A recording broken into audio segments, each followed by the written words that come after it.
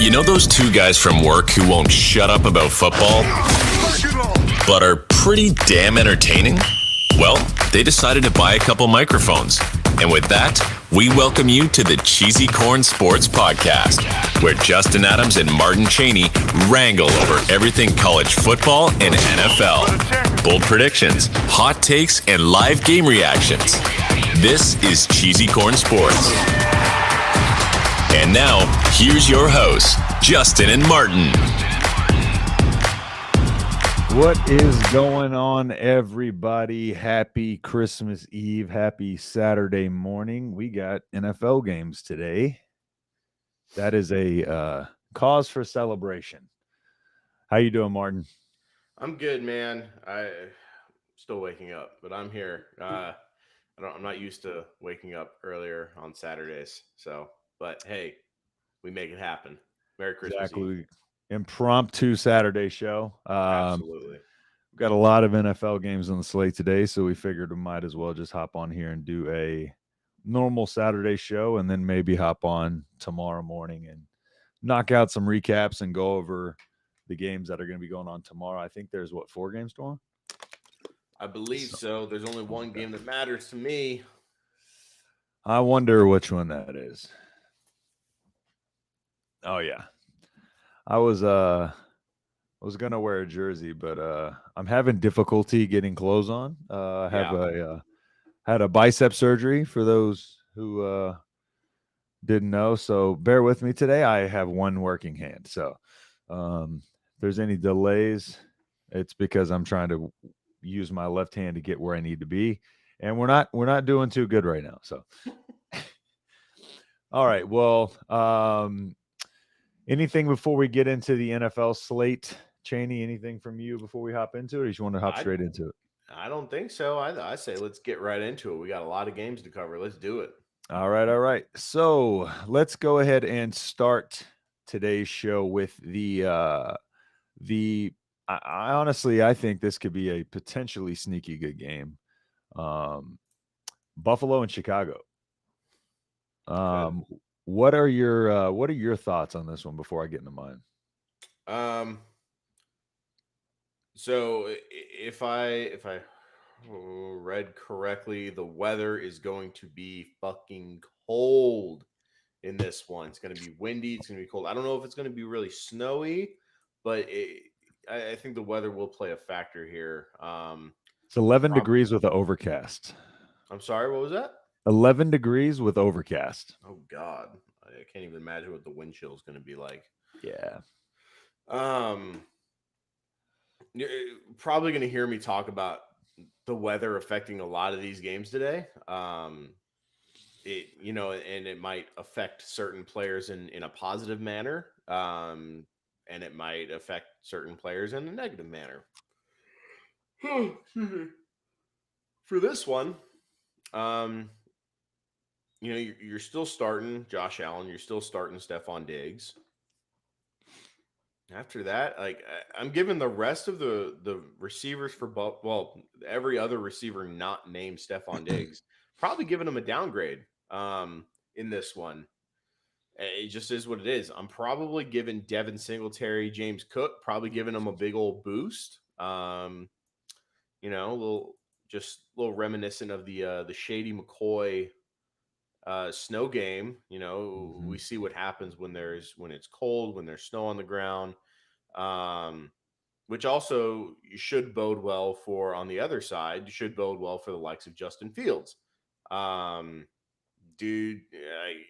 He is a 6'5" running back that can occasionally throw the ball, and without Von Miller on that defensive side of the ball, Buffalo's run defense has really taken a hit these past couple weeks. And I think we see Justin Fields go off for 100 yards on the ground and a touchdown. Yeah. The over-under in this one's 40. Yeah. What you alluded to, a lot of really low over-unders. I think the highest over-under this week is 50.5, if I'm not mistaken, unless any of them changed. And there's also one, I believe, let's see, lowest 32. Cleveland and New Orleans has an over under of 32, and I don't know if I've seen that before. And we That's also have one at disgusting. 34.5. So Yeah. yeah, so this one, similar to what you said. So we're firing up Josh Allen, we're firing up Diggs, we're firing up Fields. Depending on your running back situation, you may fire up Singletary, you may fire up Cook. Right now, it's very, very difficult to judge that backfield. And I mean, James Cook is getting work. However, you have a week where he did 18, and then we have a week like last week where he put up 11, which is good. But I don't know. I think his it's a little too volatile for me to feel 100% comfortable starting him. But if you're in need of a flex or in need of a running back, I know running backs are sparing this year. I'm not completely against firing him up, but we thought last week it'll be a hefty dose of the run game with the Bills, and the Bills are just going to kind of do what they do. They're going to throw the ball if they want to throw the ball, no matter how cold it is, no matter what the scenario is. So yeah, in that one, kind of like you said, if Fields is going to have a day, I'm hesitant to really start anybody outside of Fields on that team. The spread is Chicago +8. I kind of like that spread considering the over under being so low. And the Bears honestly like adjusted they're slightly better than their record entails, but I do think the Bills kind of pull away at the end.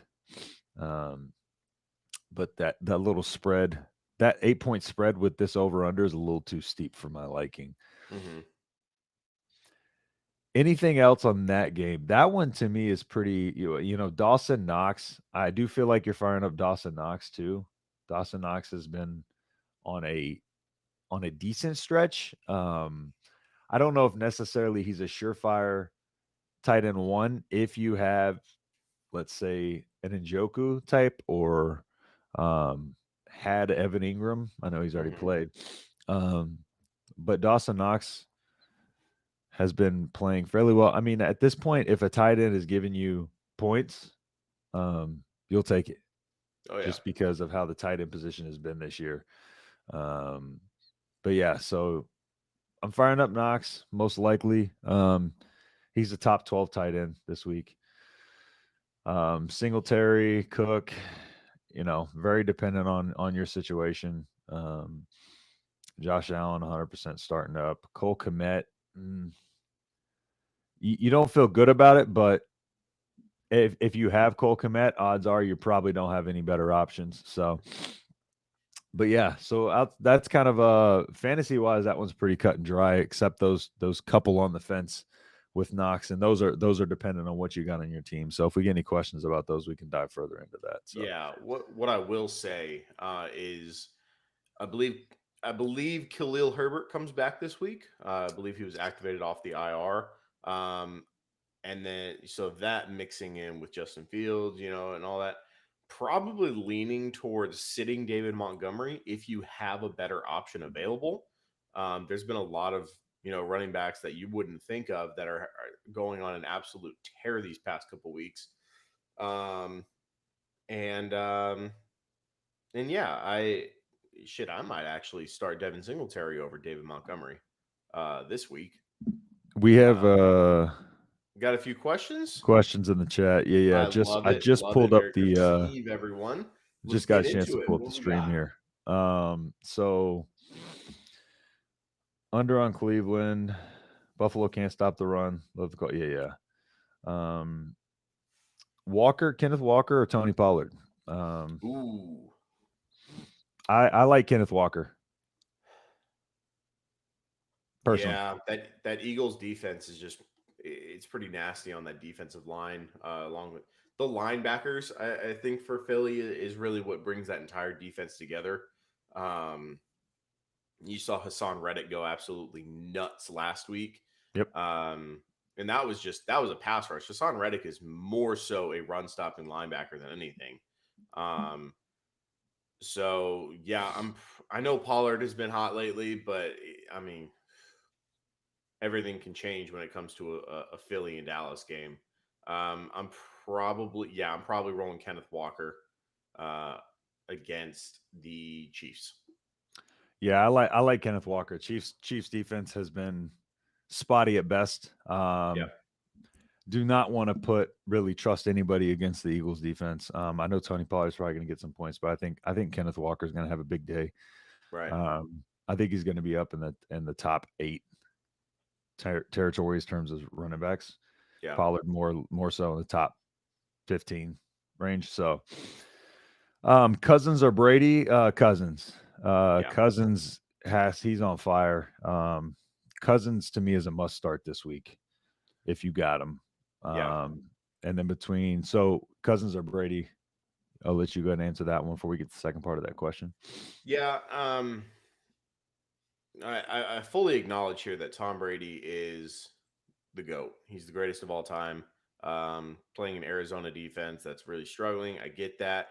However, Kirk Cousins is having a great fantasy season. Going up against the Giants, who since week 9 have allowed top 10 fantasy points allowed to the receiver position.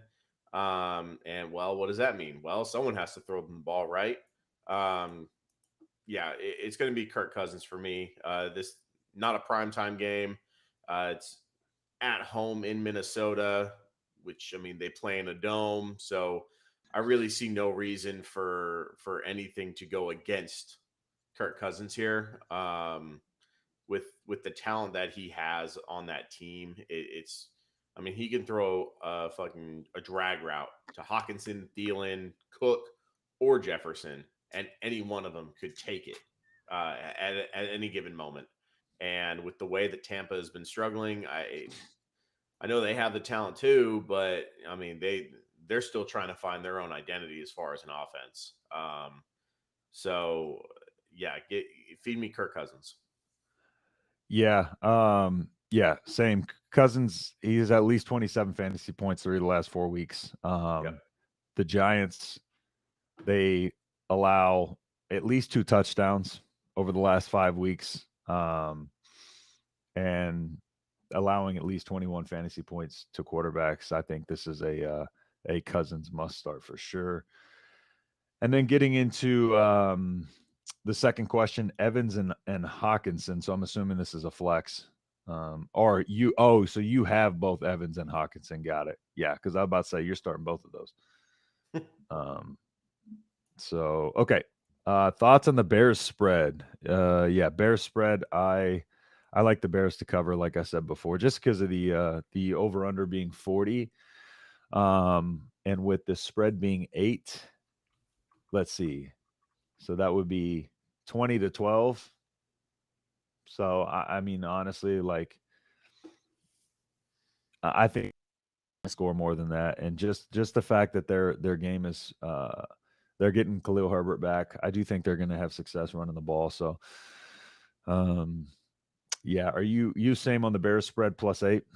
I would like to say yes. It's kind of nasty, right? Both of these teams have sub 500 records against the spread this year. I mean, so someone's got to cover, right? Yep. But yeah, I think the Bears have been a lot more competitive. Like you alluded to it earlier when you were saying that they're a lot better in what their record says they are.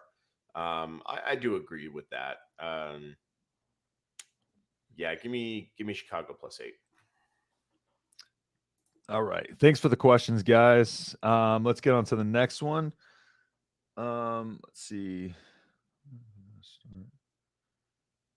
Start Watson, or do I snag another QB on ways such as Russ, Purdy, Minshew, Carr?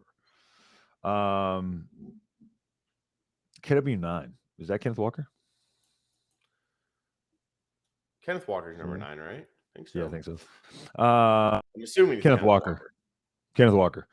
For sure. And then do I start Watson or do I snag another QB in waivers such as Russ, Purdy, Minshew, or so I'm not high on Russ or Purdy or Minshew or Carr.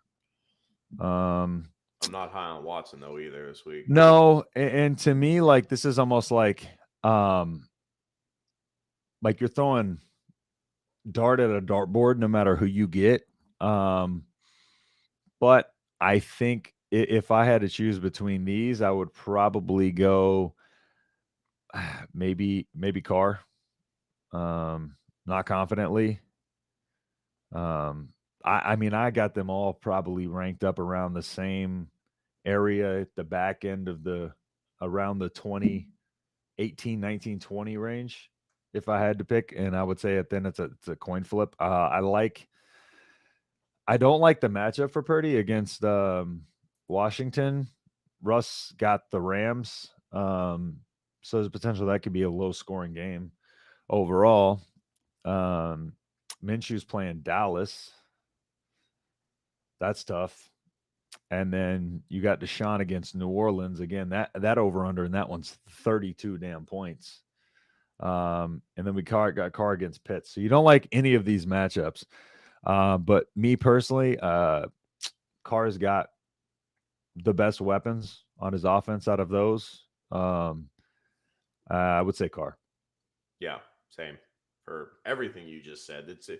It's a kind of a it's not necessarily which one we like the most here. It's which one do we not like the least. Yeah, which one do we not hate? Exactly as much as the others. And for me, I mean, any offense that has Devontae Adams, on it. Josh Jacobs is the RB1 in standard leagues, RB2 in PPR leagues this year. Anyone with those kinds of stats and numbers, give me their quarterback. He's bound to leech off a few points there. Yep. Deshaun does have the upside. There's always that factor with his legs. So, but just he hasn't really instilled any confidence in you lately, and until he shows me something, I'm keeping him out of my lineup. Yeah, the weather scares me in that one. Yeah, that 32 point over under, that's cause for pause to start really anybody in that game. So, McKinnon or Mike Williams in PPR? I like Mike Williams this week. I would like Keenan Allen more than Mike Williams, but I do like Mike Williams this week, even out of the two, of these two, I'm definitely going Mike Williams. Yeah. McKinnon's got that crazy upside too. It's just like I'm the type that as soon as I dive into the Chiefs backfield and start somebody, I feel like that's when they kind of just throw up a dud, or Pacheco will take the hot hand over and then they'll start riding Pacheco. Yeah. So that's where it becomes tough. But I do like Mike Williams this week. Yeah, my only pause with Mike Williams is you got to wait till Monday night for when he plays. That's true. Yep. And so, we're in the fantasy playoffs here, right? Like a lot of leagues are in the semifinals this week or the quarterfinals, however big your league is. And so, Jerick McKinnon has finished as the RB1 for 2 straight weeks. 34 points last week, I think. I made the mistake of fading Jerick McKinnon last week. Thought it was going to be more of a run between the tackles heavy game, which bodes well for Isaiah Pacheco. They kept it close. Shout out to Houston Texans for keeping it close for that long. And Jerick McKinnon, he got another 8-9 targets, 8-9 receptions, whatever it was, and he did his thing. So I am not going to make that mistake again. If it comes back to bite me in the ass, so be it. I'm taking Jerick McKinnon. Yeah, and he did that on about a 60% snap share, but Kansas City was, behind the whole game. And I'm not convinced that Kansas City is going to be dominant against anybody. I think they just kind of are a good team, not elite, Yeah. honestly, with just the way they played this year. Yeah. But yeah, so I'll take Mike Williams. Again, it's very close. I'm high on Mike Williams this week. Um, That's fair. but and it's just like again the volatility with McKinnon, but Seattle does give up a lot of points to running backs, so take that into account too. And thanks for the question. And then we got the Muth or Njoku. I like. Can I pick neither? Yeah, so the thing that kills me about Njoku is like as soon as I get confidence in him and start him again, like last week, he got me 2 points in standard, that one standard league that people still apparently play. But I think in this one I'm more likely to take Frymouth again because of the 32 point over under. In the other one, it's going to be an extremely low scoring game in the Cleveland game. I think I like Frymouth a little more. Yeah, give me Freiermuth. Kenny Pickett's back at quarterback. Freiermuth tends to really eat whenever Kenny Pickett is in at quarterback. They don't really stretch the ball downfield as much. And that mixed with what the weather's going to be in Pittsburgh today, it should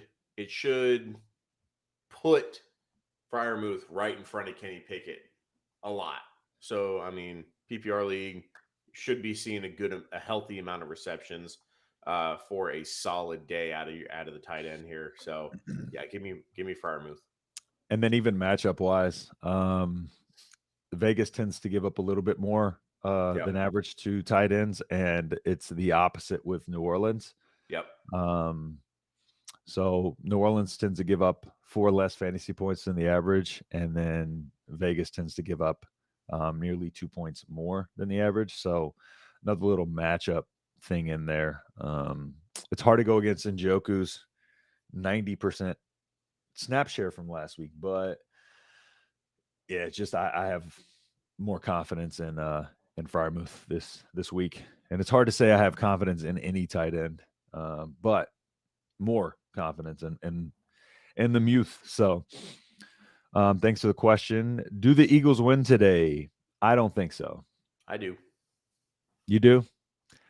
I think this is a get right game for the Cowboys and Dak, and the situation has just come down to what it is. You got Gardner Minshew in there.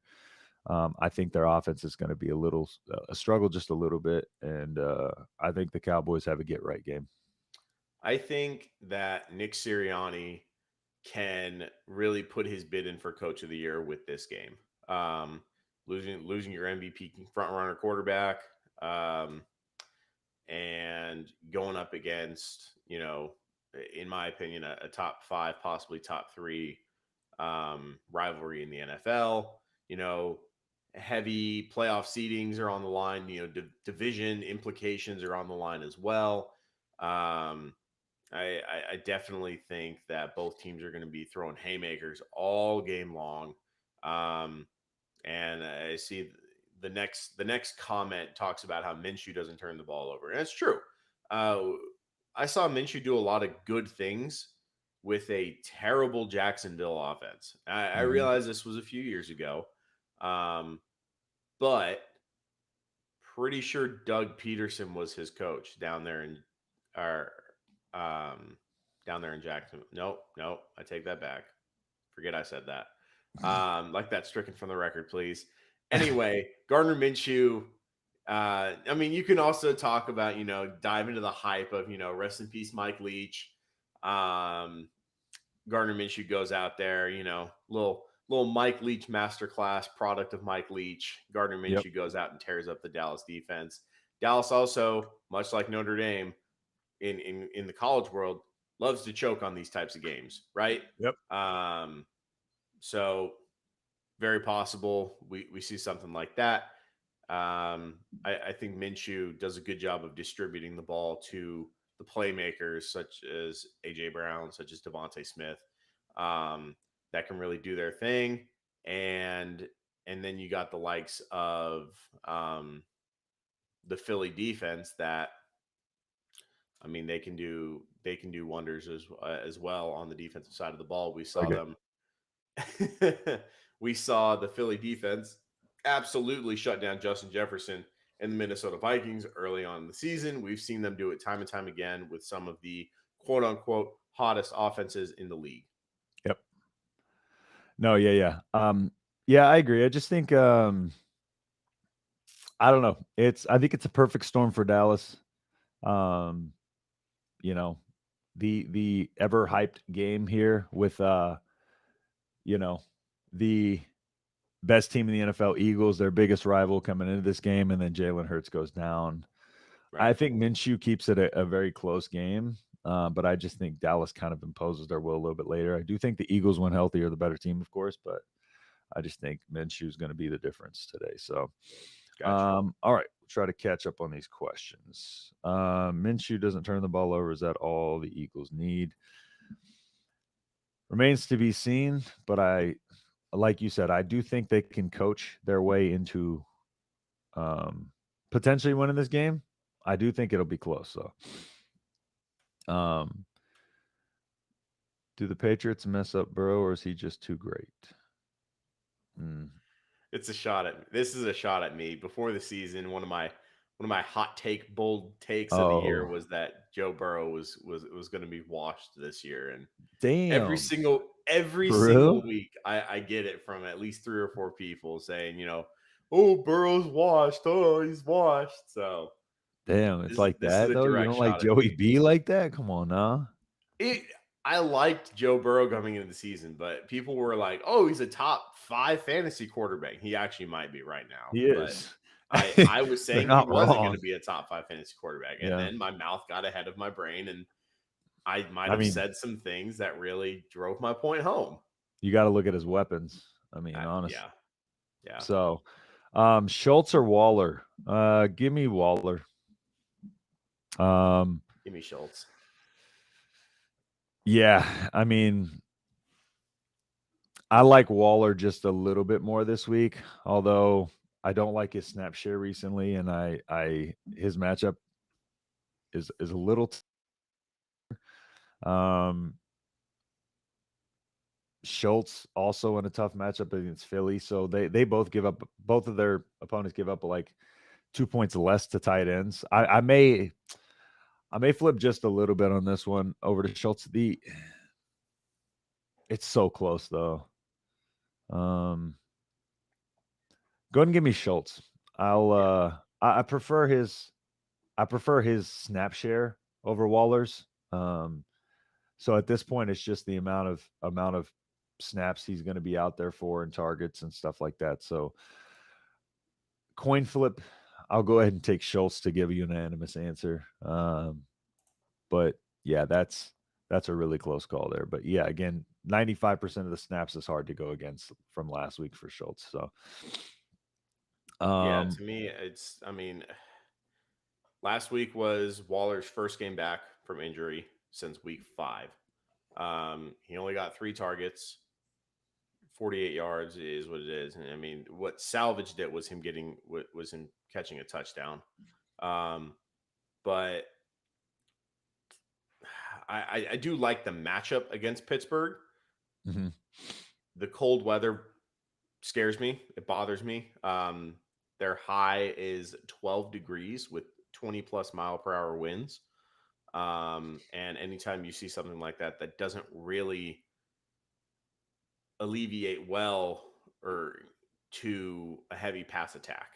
So when you're already trying to fight back for targets, it can prove pretty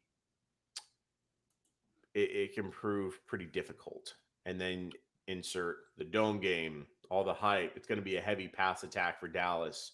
And I think Dallas feeds Dalton Schultz. At least he's going to get more targets, in my opinion. He's going to get more targets than Darren Waller. Yeah. Is that about 66 targets in 12 games? So, I mean, you'll take that. Yeah. TDs could be, they tend to go to other side ends for their touchdowns. But, yeah. We'll take Schultz on that one. Let's see here. Next one. Morning and happy holidays. Happy holidays, Trey. What's up, man? Full PPR, start one. So we got White, Singletary, Judy, Dulcich is the tight end. Okay. But also grab Taysom instead of Dulcich.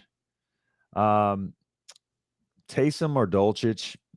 I think floor wise, you're good with Dulcich. I think Taysom does have a lot of upside the way they utilize him a little bit more. I do think he's going to get probably roughly around 10 carries or so. It's just a matter of where those carries come. Are they going to be down the red zone, and are they at receiver, or but they mentioned before last week's game they were going to get Taysom more involved, and they did. So I think floor wise you're Dulcich. I think upside wise you're Taysom. So if you're in a situation where your projections are pretty close, I would probably go Dulcich. But if it's something where you need somebody to kind of go off and you need that upside, I would go Taysom. So that's just the short question answer right there. Do you want to answer between those two, and then we'll go to the flex question? I like Dulcich, especially with Russell Wilson back. He was seeing a good amount of targets with Russell Wilson before he got hurt. So I think with him coming back, I think Dulcich, he's a pretty safe play at tight end. Taysom Hill obviously always has that multi-touchdown upside that you can't completely disregard in any of your start set decisions. I mean, because the minute you do, you're going to say, oh, I'm going to go Dulcich for 4 or 5 targets. And then Taysom Hill has like 2 touchdowns. And, it's a complete wash after that. So it depends on what you need, right? What time is this game at? But I'm not sure. New Orleans is at 11. Yep. Denver is tomorrow. Okay. Yep. So, man, that kind of really sucks. I was going to say that if you have Taysom on Sunday and Dulcich today, you could potentially sit Dulcich and see like what you need going into tomorrow, make a little, mid-game adjustment kind of thing, whatever it is. But I don't know. It depends on how aggressive you want to be. Just keep in mind, the more aggressive you get, the more possible it is that you end up with that big old zero burger and get knocked out of the playoffs. Yep. So, yeah, the volatility is the only fear with Taysom Hill, i.e., me with Jeff Driscoll last week. Yeah, I definitely was not expecting Davis Mills to actually play well. So Money Mills. Score 1 for old Davis on that one. Old General Mills. He got me. All right, so next question. On the first question on that one's Rachaad White, Singletary, or Judy. I like Rachaad White for sure. I think I like Judy over Singletary. Judy lately, the last 2 weeks he's had 8 targets, and 7 receptions. Of course, he had 3 touchdowns. We're not going to rely on 3 touchdowns, though. Right. So yeah, last 3 weeks he's had over 10 fantasy points. 33 last week, or the week before last, and then 15 last week.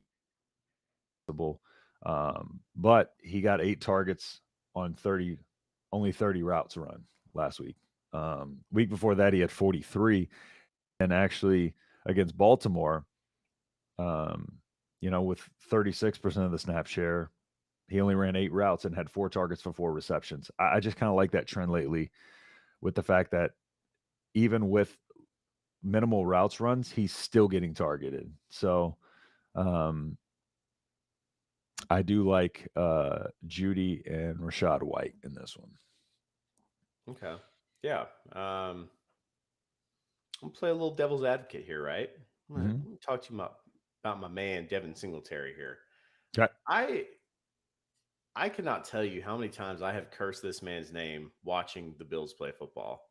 Um, I am I have Stephon Diggs on one of my teams, and all season long, I'm watching Red Zone. Go, hey, get Stephon Diggs the ball. What do? They throw it to Devin Singletary. Hey, they Mhm. run it with Devin Singletary. Devin Singletary has been I have shit on this man verbally for 3 seasons now, and he just continuously comes back. And so now you get him in the cold against a bad Chicago defense.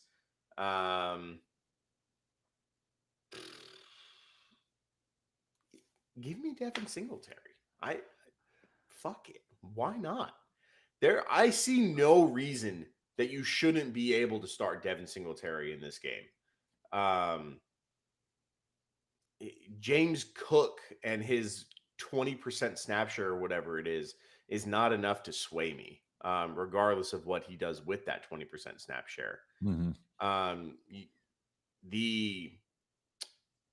When it comes to Jerry Jeudy, you were talking about the routes run and the targets with the routes run, which is perfectly fine. To me, honestly, it probably goes Singletary, Jeudy, and then Rachaad White, just because of there's no reason on paper that Tampa should be struggling this much, but they are.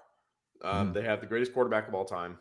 They have 2 top tier wide receivers, and they have a great running back tandem duo with Fournette and Rachaad White. And it's a good matchup against Arizona, but like I said, on paper, it makes no sense as to why they're struggling. But then you watch them, and hey, they're struggling. I do think Tampa wins this game against Arizona, but Yeah. It's not a hard. That's not a difficult task. give me Devin Singletary. Okay. All right. I respect it. But I respectfully disagree. That's fair. But, Singletary again, it's just game script. Singletary could go off depending on the game script. So so we were consensus on Jeudy. I like Jeudy. I do like Jeudy this week. And for what it's worth, I don't hate Singletary. Yeah. So all right. So thanks for the question, Trey. Yosu Rodriguez says, I got Hollywood at flex with his injury and low target share. Should I put Donovan Peoples-Jones, Pickens, Jeff Wilson, Warren? Oh, really? All right. Dealer's choice there, huh? Yeah. So we got Hollywood. I'm not starting anybody on the Cardinals not named DeAndre Hopkins, to be completely honest with you. So I'm not a big fan of Hollywood as it is. I would say probably I'm staying away from Peoples-Jones. Mm-hmm. Pickens, Wilson, or Warren. You could go Pickens because Kenny Pickens loves the connection with George Pickens going up against a bottom tier Raiders defense. That's kind of looking like the answer for me. So give me George Pickens. I didn't mean to cut in front of you. No, I'm Pickens on this one. Yeah, I don't have a lot of confidence in any of the other ones, and I would be fairly confident firing up Pickens. Similar to what you said, Pickett does like to throw to Pickens. So, yeah, I would go Pickens on that one for sure. Dude, my internet is really not being my friend right now. It's kind of like messing up on the stream. I think it's good now. All right, cool. Okay, so Savan Kamaru. That's a UFC fighter. Kamara versus Cleveland or Aaron Jones versus Miami. I like Aaron Jones as a top 10. As do I. Running back. So Aaron Jones. No bias at all, but yeah, I mean, if we're agreeing on it though, yeah, So I like Aaron Jones. Let's see. Quick answers, just because I'm trying to catch up the chat here. What's going on? What's going on? Q McBride. What's up, Q? Darren Waller or Mark Andrews Oof. also start one for flex. AJ Dillon, Gabe Davis, or Marquise Goodwin.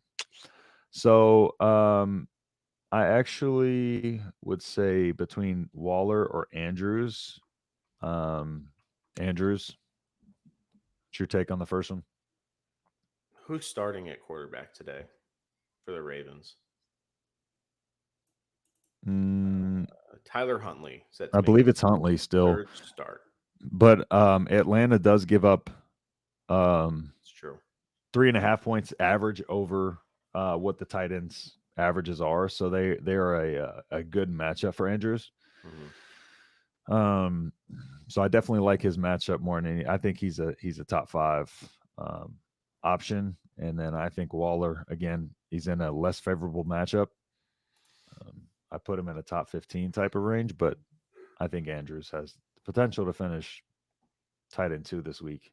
Yeah, I just this goes back to the whole start your studs kind of thing, right? Like I was literally here sitting here thinking to myself, like, is this going to be the week that we bench Mark Andrews? The answer is no. No. Not with this matchup. No. What tight ends would you take over Mark Andrews this week? Kelsey and Hawkinson. What about Dalton Schultz? I would still take Andrews. Okay. Again, Philly, it's a matchup thing. Philly's a tough matchup for tight ends, and Atlanta's probably one of the best. Well, Seattle. So Kelsey's going to go off because Kelsey's going to go nuts today. Seattle's terrible against tight ends. Yeah. I think the only team worse against tight ends in Seattle's Arizona. Yeah. And so, but then you got Atlanta right there in third. And so they're not good against tight ends. So I think Andrews is going to finish right behind Kelsey this week. Okay, cool. So yeah, I agree. I'm high on him this week. 49ers spread at -7. Yeah. Yeah, let me see. Is that line adjusted at all, or is it still at -7? Over Washington? Yeah, I like that. Yeah, that's going to be a very slowed down game too. I like it. So feed me all the Christian McCaffrey today. Yeah, he's so good. He is. No problem, Trey. Buster, half PPR, Mike Williams or DJ Chark for flex. I already talked about how big of a Mike Williams fan I am this week. I'm firing up Mike Williams. Yep.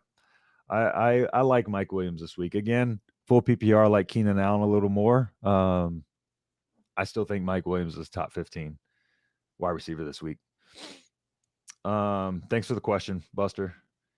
Austin Goff. What's going on, Austin? DJ Moore or Jerry Jeudy? DJ Moore, man, he got me last week, didn't he?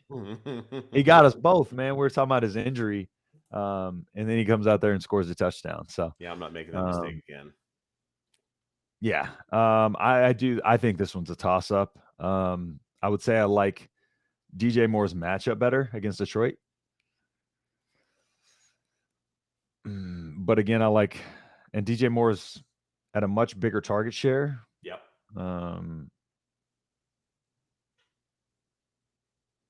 Yeah. This is tough, man. Give me the target share with DJ Moore. It's safer. He has the ability. Or There's snap no one share. really else in that offense. Snap share, not target share. But yeah, I think DJ Moore. And it's very, very close. I mean, I think them two are like one and the same this week. But yeah, give me a DJ Moore against Detroit. For sure. I think we accidentally skipped Mr. Landon Lombardi here. Oh, did we? He says Darren Waller or Taysom Hill. That's again another one of those floor upside type of deals. Waller, I think Waller's a top 12 fantasy tight end this week, and I Yeah. think Taysom Hill has the potential to be last place or a top 10 Yeah. fantasy tight end. So I think there's a volatility there. If you need the higher floor, Waller. If you need more upside, let's say you're projected to be down by a lot and you need somebody to just kind of go off, I think Taysom Hill's a good option there. Again, they're supposed to utilize him more last week and this week. I think he'll get 9 or 10 carries, hopefully one of those for a touchdown. So what are your thoughts? Yeah. I'm probably rolling Darren Waller just because I don't trust myself enough to be aggressive like that in regards to really going with the high upside kind of thing. Yeah. But playing it safe has also burned me in the past. So, yeah, give me Darren Waller. I'm just going to lock it in. I'm going to stop second guessing and just go for it. Give me Darren Waller. Okay. It also looks like we skipped the second half of Q McBride's question here. So he had the Darren Waller or Mark Andrews comment. Then he also said start one for flex: AJ Dillon, Gabe Davis, or Marquise Goodwin. So AJ Dillon, Gabe Davis, or Marquise Goodwin. AJ Dillon, Gabe Davis, Marquise. To me, you're sitting Gabe Davis. I kind of like AJ Dillon a little bit. Yeah. The only thing that gives me pause with Dillon is I think he's proven that he is a cold weather running back. You put him in the cold and his quads are going to get warmed up and he's just going to bulldoze you. Mm-hmm. They're in Miami. He also was knocked out of the game last week with a concussion. He did clear. Yeah, that's the only concern for me right there, and that was my hesitancy. He did clear concussion protocol that day, but we saw that work with Tua. Exactly. Then Marquise Goodwin is an interesting play for me. You're going up against Kansas City, who they don't have a top tier secondary. Yeah. And whatever the top of their depth chart is going to be on DK Metcalf. Tyler Lockett is now out. So you have Marquise Goodwin stepping up into a more prominent role in an offense that is going to have to pass the ball if they want any chance of winning this game. Yep. I think I like Marquise Goodwin here. I think I like Goodwin too. Yeah. My only hesitancy was AJ Dillon with that going into concussion protocol last week. Again, right. It's such a big risk when you have players come out of concussion protocol the next week. It only takes one hit, they're back in it, and then they're not coming back out. Very true. They're not going to clear them 2 weeks in a row. If they go into concussion protocol 2 weeks in a row, they're not going to clear them. So yeah, I also,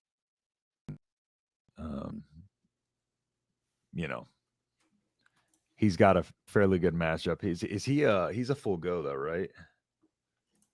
AJ Dillon? No, Marquise Goodwin. I think he had an injury designation coming into the week. Let me see if I got some. Yep, says he's active as of literally 8 minutes ago.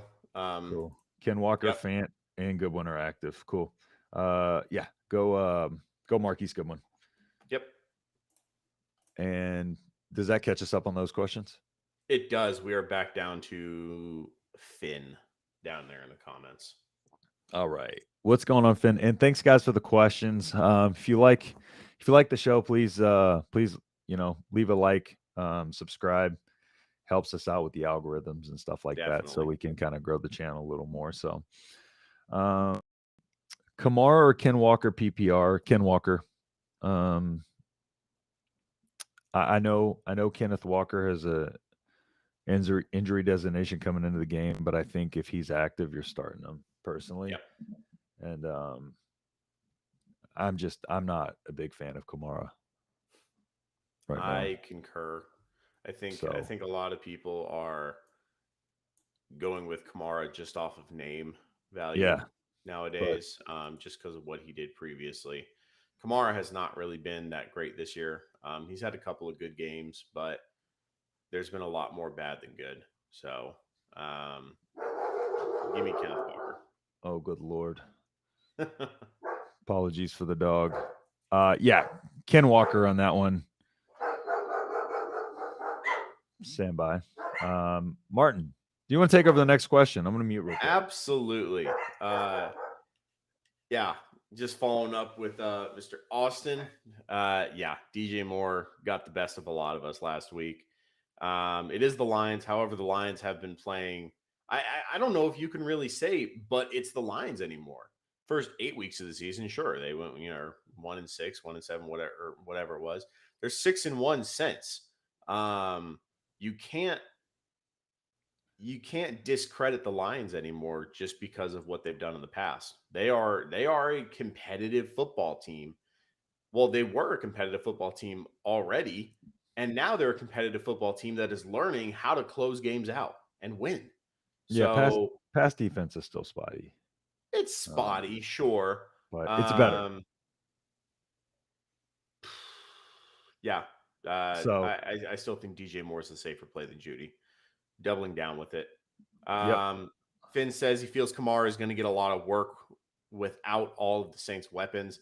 I hate to break it to you, Finn, but the Saints didn't have weapons even when they were healthy. Yeah, I mean, honestly. Not sure if you can consider Jarvis Landry and Traquan Smith weapons. But yeah, no, I see what you're saying. It's possible that he does get a good amount of receptions, but with the lack of offensive line production and everything else going on, I think the defense is going to have no problem zeroing in on Kamara, and he might get a few catches, but I don't think he's going anywhere with them. So, yeah. Mr. Chris Owen, Seahawks spread at +10. What are your thoughts? Seahawks spread at +10. Yes. I like that spread for the Seahawks. On principle, I will never bet the favorite on a double-digit spread. Yeah, exactly. On principle. Avoid those like the plague. But either way, if this was 8-point spread, I still like the Seahawks to cover. Yeah, sure thing. Eric's? Sorry if I just butchered your name there. Hey, guys, this is so difficult, and I appreciate the help. What 3 do I start? Joe Mixon, Alvin Kamara, Ken Walker, J.K. Dobbins, or Najee Harris? A lot of Mixon. I mean, a lot of Kamara today. Yeah. What 3 do I start? Okay. So I actually like Dobbins this week. Yeah, so do I. I like Najee, and I like Ken Walker. You're saying sit Mixon. Yeah. Sit. Well, sit Kamara for sure. Yep. Najee must starts to me here. So then it just comes down to Mixon or Dobbins. Yeah. You know me. Every time I talk trash on Mixon, he goes for the best game of his career that one time. Yeah. But I'm still J.K. Dobbins here. I like Najee. I like Najee just because. I like Najee this week as well. Yeah, it's just because Vegas, all they do is give up running backs. 8 running backs scored Titans, at least 15 points. Tennessee Titans and Houston Texans game has been postponed an hour because of power issues in Nashville. A little breaking news for you. Yeah, delay my pain. Cool. We need a breaking news drop so we can just drop, a little soundbite, breaking news soundbite. That's what we need. It's going to delay Derrick Henry's 300 inevitable yards. Bet all the Derrick Henry overs today. Oh my God, dude, fire him up and clone him and firing him up twice if you can. Yeah. So yeah, Najee scored a touchdown 4 of his last 5 games, 12 PPR points. He wasn't a big coming in. He was a point of frustration for a lot of the year, but here lately he's been doing pretty well. And Vegas is 29th against opposing running backs, and then so I'm going Ken Walker. I'm going Najee Harris and Dobbins. I like it. Yep. I concur. So let's go over to the next question. So we got trying to keep up here. So 18 league, what a 2 starting? Godwin, Allen, Waddle. PPR, I'm starting Allen and Waddle. I'm a big Keenan Allen guy this week, Yep. and I love Jalen Waddle. Yep.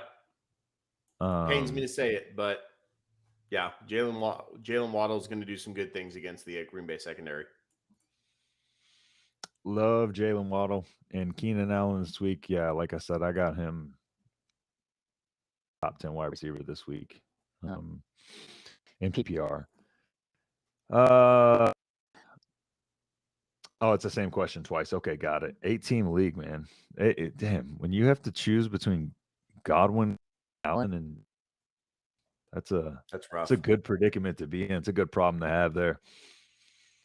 Do you guys see AJ Brown getting the same protection that he had with Hurts? Have Lamb, Christian Watson, and AJ Brown. I think I didn't start Zay Jones last night. Yeah, my buddy Matt asked me about the Jacksonville receivers, and I wasn't a fan of really anybody but Evan Ingram. Yeah. Yesterday, Christian Kirk, I wasn't even. What did Zay Jones end up with? I don't even know. Probably like 2 point something. I know Kirk had like 5. Okay, so Lamb, Christian Watson. 2.1. Close. 1 catch, 1 14-yard catch on 4 targets. Thanks. That's tough. All right, so Lamb, Watson, AJ Brown. I like Lamb and AJ Brown. Yeah, so do I. I think AJ Brown is one of those guys that, like, no matter what, you're firing him up, even with the way it is. I do think Minshew is going to lean heavily on the biggest and best target they've got on that team. Yep. And so I actually think this is going to be helpful to AJ Brown, honestly. Yeah, absolutely. I think it might hurt Devontae Smith, but I think it helps AJ Brown.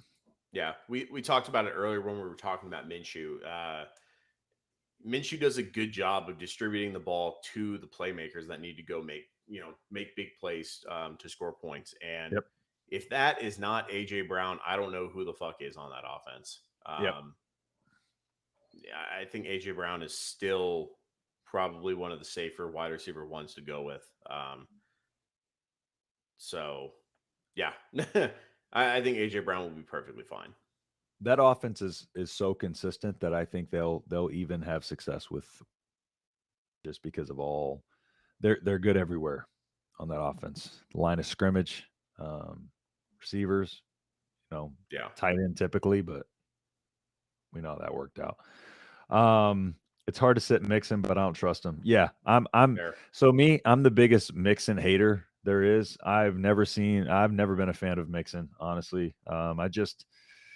To me, Mixon is like, I've seen him too many times in short yardage situations run straight into the back of his lineman for no reason. So Mixon's been one of the most frustrating guys I've ever owned in fantasy before. And so I avoid him like the plague.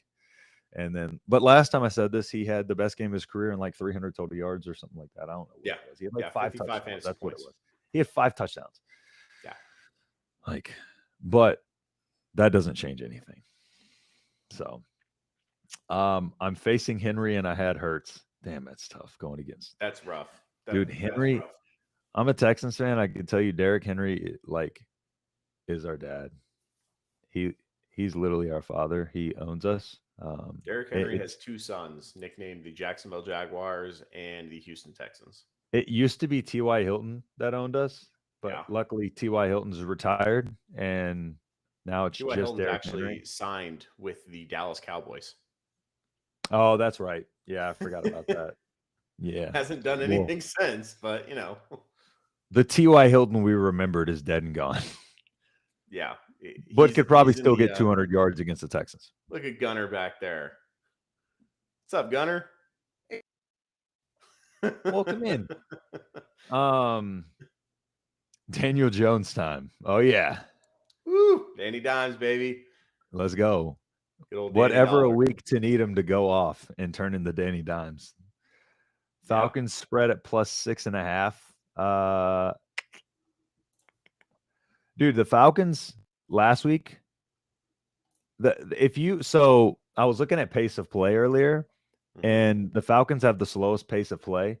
So if you like anything to me to do with the Falcons, and to spread a touchdown or it's tough to take just because they slow the much to an excruciating pace to where they don't want to snap the ball a bunch. Yeah.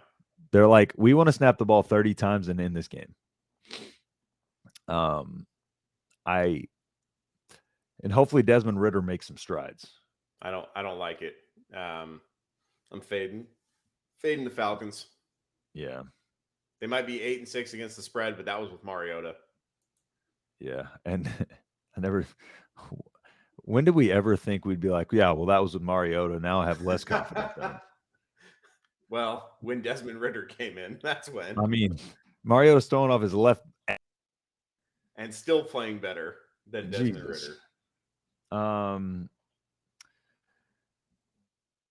What's up, Buster? Deshaun Watson or Brock Purdy? Oof.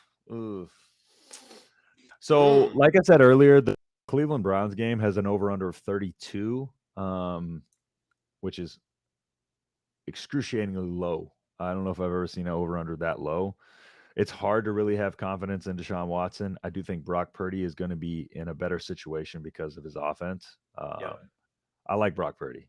Yep, same. Out of those two. Pick 2, Zach Moss, McKinnon, Kamara, or Latavius Murray. Again, Latavius Murray, shit on him last week. Or was it the week before? And he had a solid game. Still don't like him. But Zach Moss, man, Zach Moss is where efficiency goes to die, isn't he? Yeah. Yikes. Could you imagine just like a year or two ago, even reading this question, asking if we're starting Zach Moss or Alvin Kamara? Like, I know we just touched on the whole name value thing, but like, there's a reason his name accrued value like that, right? Yep. Out of this group, it's going to be McKinnon and Kamara. Yeah, I like McKinnon and Kamara too. Yeah. Just on, Indy's backfield. I mean, yeah, I don't think Zach Moss is the better option, but I do think he's going to get more of the snaps, unfortunately. So, but he's not very efficient, and neither is Latavius Murray. So, yeah. Dawson Knox or Dalton Schultz? Schultz. I think I'm going to lean Schultz slightly in this one, but Dawson Knox, man, he's picking it up. So, but yeah, I'll take Schultz in this one. Thanks, Felipe, for the question. Thanks, Cletus, for the question. Again, if y'all are here and you like, please leave a like, subscribe so we can help you out for your championship week next week, and then have the content coming in the off season. So thanks everybody for the questions. Make sure to hit that bell icon as well. That way you actually get notified when we do go live. Correct.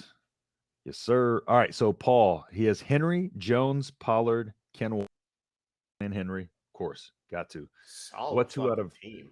What two? Yeah. Full point PPR. What two out of Jones, Walker, and Pollard? I'm going Jones and Walker. Yep. Same thing. Both top 10 running backs, in my opinion. Agreed. This week. I think Pollard's going to struggle against Philly. Jesus. Is that a 6-team league? What the hell are you in? No kidding. Here they just took all the running backs at the top end of their draft. Man, you got teams out here in 14 out here with Algier and Kyron Williams. Well, I'm just saying, right? Like, they could have taken Henry and Jones at the top of the draft and then got Pollard and Walker later. Like, true. Yeah, because Pollard, sense. I mean, Pollard was going, both of them were going a little later in the draft. Yeah. Either way, good job drafting that team. Yeah. Regardless. Dobbins or Walker full PPR. Damn, man. Like I already told you, I'm high on JK.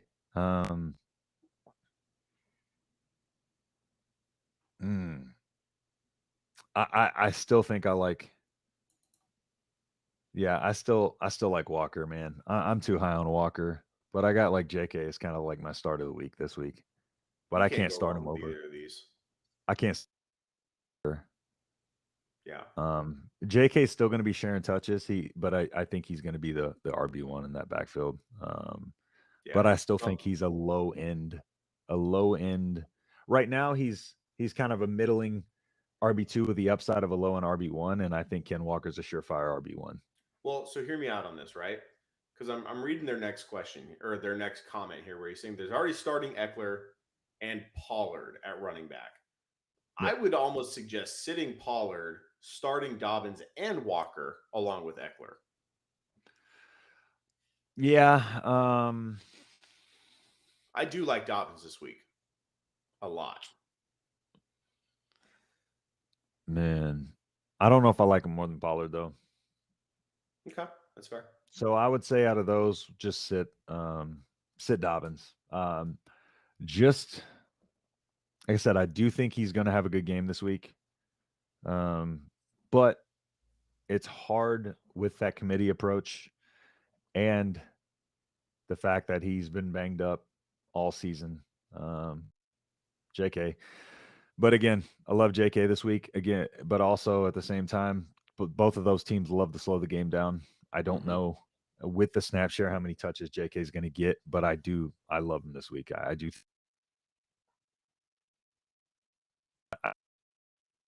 Over Tony Pollard just yet. Sure. Thanks for the question. Just get it done. And Paul, Ryan in. Hey, what's up? My flex options this week. Wait, where did I go on the YouTube? There you are. Oh, there I am. What is going on with my internet? My flex options this week are actually horrible. Please help. Okay, there it is. So going down a little bit to his question, pick one PPR, and we'll get back to the questions in between here in a second. Pick one PPR. Brown, Sutton, Patterson, or Gage. Definitely not Brown. I'm not starting any Arizona Cardinal not named D-Hop again. Damn, this is a tough predicament to be in. I'm leaning Sutton and Gage. Wait, which question are you at? So I went down to Ryan in. So he said, hey, what's up? My flex options this week are absolutely horrible. And then I went down to his question. Oh, okay. Yeah, I got you. Well, I got you. I'm tracking. So I'm sitting Hollywood. I'm firing up probably Sutton and Gage. I don't like Patterson with that in that backfield. It's too volatile again with him and Algier and Huntley. Taysom Hill has the upside again. So if you're in a situation where you need those potentially extra points, just know that his floor is extremely low. I'm going Sutton and Gage. I don't know what your take on it is, but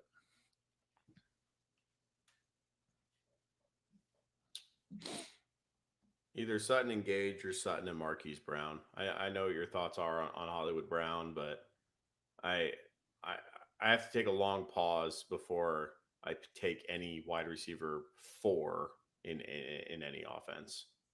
Yeah.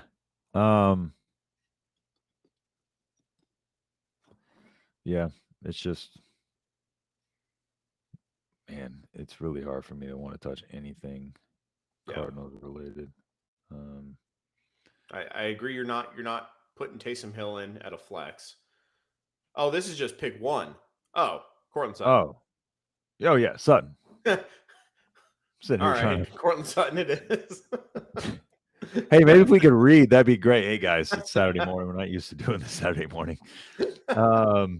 Sorry, Ryan. Sorry to waterboard you to get you to that answer. He's probably just like banging his desk. He's like, one. Just pick one. Probably. off. Happy holidays. You're probably off already, but thanks for hopping in here. Sienna is Conrad. That's my buddy. Cactus Jack, Mike Williams or Rashad White at flex? Mike Williams. I am still on the Mike Williams hype train. I love Mike Williams this week. So the answer will be Mike Williams. Thanks for the question. Philip DeRio. So we got KJ Osborne, Chris Moore, Drake London. I love Drake London to death, but I don't like him right now.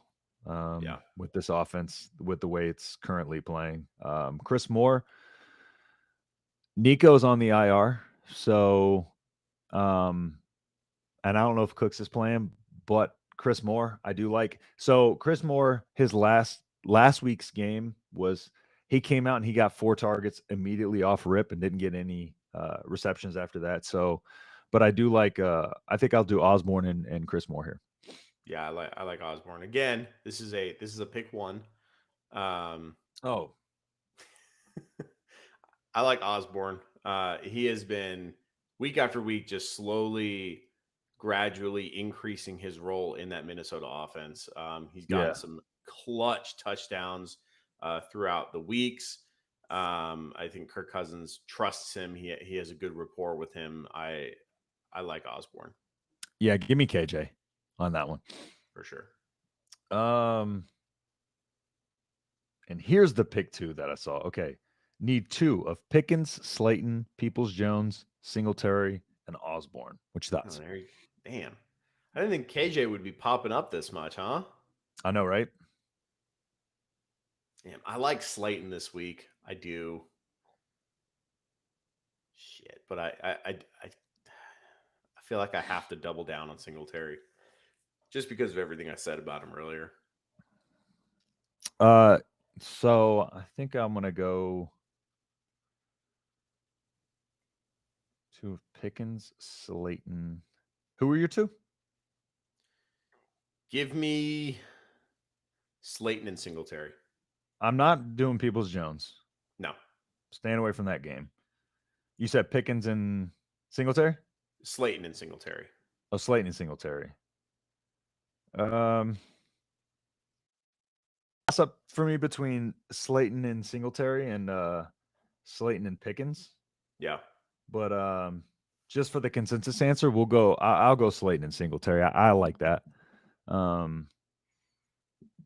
do believe Pickens is going to get a fair share of targets with Pickett, but Singletary.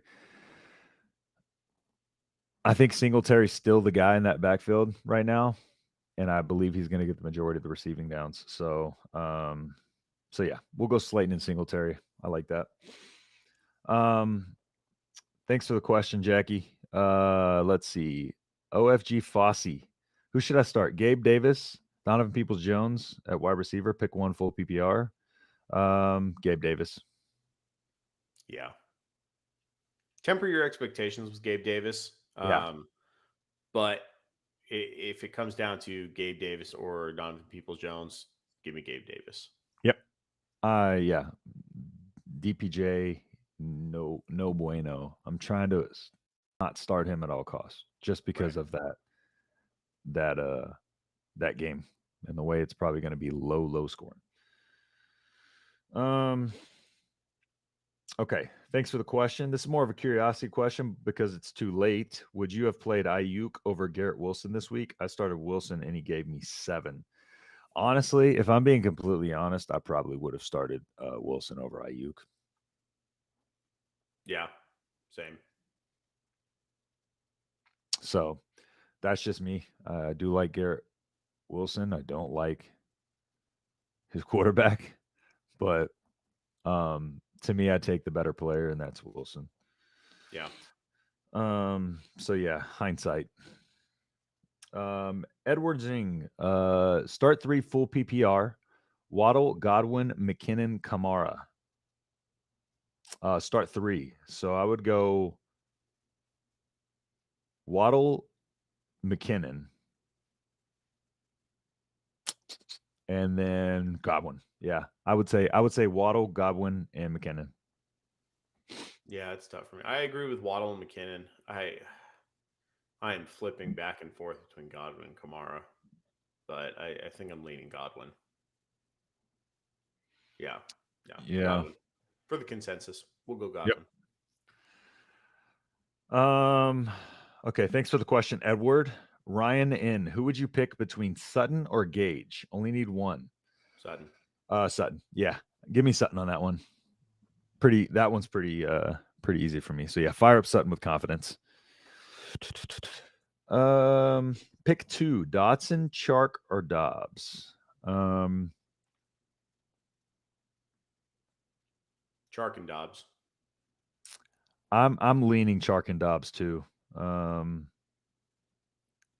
Yeah, Jahan Dotson. Yeah. He started the season, pretty hot. It was very It's touchdown just dependent. he's kind of he's gotten lost in the mix of the in the offense. And when Taylor Heineke came in to start, you started to see Terry McLaurin get a lot more targets, and that pulled away from the likes of Jahan Dotson. So yeah, my confidence in him is progressively low. And I would say Dobbs and Chark, it's not growing, but it's definitely more consistent than I am with Dotson. Right. All right, no problem, Matt and Ryan. Or I'm sorry, Ryan and Cactus Jack. No problem there. Lock Lee. If I mess that up, I'm sorry. Christian Watson or Ken Walker as my flex, full PPR. He has Jacobs, Stevenson as a starting running back, Lamb and Godwin as his receivers. Kenneth Walker. Yep. I'll fire up Kenneth Walker with confidence there. Yep. Good team, though. Yeah, very good. Stack team. No problem, Fossey. This is Chris, right? It's your buddy Chris? Yeah. Okay. Chris says in the semifinal, Jesus Christ, I had a stroke. In the semifinals this week in a $1,000 league, do you think Adams can overcome the cold? I'm also starting A.J. Brown, Eckler, Jacobs, and Joe Burrow. I've got Wilson and Ingram already played. $1,000 league. Do you think Adams can overcome the cold? Yeah, I'm starting him no matter what. Do you know how upset you would be if you benched Devontae Adams and lost in the semifinals? I don't care. Regardless of any other circumstance. Like, it could be 30 below zero and I'm firing up Devontae Adams. Yeah. Start your studs. Yep. Fantasy Football 101. Start your studs. 100%. All right. I think we're caught up on the questions. So thanks, guys, for all the questions. If you have more, feel free to drop them in here. We'll be happy to answer hit that like button. Try to get you to your fantasy championship so you can join us next week. Yes, sir. Cool. All right. Let's see. We'll go back into a couple of these games real quick. Yeah. New Orleans, Cleveland. We've talked a lot on that one. So not much there. The over/under is 32. Some games we haven't talked about. Yeah. So Seattle, KC, we've kind of touched on that one. Detroit, Carolina. We haven't really touched on that one too much. It's true. Over/under in this one is 43.5. Okay. Yeah. I think that's what it says. Yeah. And then the spread in this one is Detroit -2. I like Detroit. No problem, Chris. Thanks, man. All right, cool. So yeah. So -2. Lions are 10-4 against the spread. Betting the Lions this year has been very good for you. Panthers 7-7 against the spread. I like Detroit in this one. I like them to cover. Don't like Darnold. I love Amon-Ra St. Brown though. I just say it every week. I'm not 100% confident in fire outside of Amon-Ra on the Lions though. They seem to have been spreading the ball out a ton. But so I like Amon-Ra, but DJ Chark, I don't know if I have a ton of confidence in DJ Chark. So if you absolutely have to, you can fire up Chark, but Yeah, outside of that, it's the basic predicament with the backfield there. Panthers. I'm not really a big fan of Chuba Hubbard this week. I will say that. Yeah. I don't think Chuba Hubbard's going to have a really good game. So I'm not a big fan of either. I think Foreman's going to have a better game this week though. This is going to be another one of those sub-zero temperature, freezing cold games. Yep. Which, if anyone's going to benefit the most from any of that, it's going to be Jamal Williams. Yep. I mean, you're more than likely going to see Amon-Ra St. Brown fall on the 1 yard line like he normally does, and Jamal Williams is going to punch it in from there. But Jared Goff has been substantially better at home than on the road this year. I was looking at a stat. Where'd it go? There it is. On the road, Goff has thrown only 3 touchdowns to 4 interceptions, and at home, he's thrown 20 touchdowns to 3 picks. Jesus. So Matt, mix that in with the with the weather and everything. I like Jamal Williams a lot in this game. I've said for like 3 straight weeks now that I like Deontay Foreman, and then he just fucking burns me every single time I say it. So I'm not going to do that again. But yeah. I guess give me Jamal Williams. That's my player of the game for this one. Mine's Amon-Ra St. Brown. That's fair. No, interesting note on Amon-Ra St. Brown though.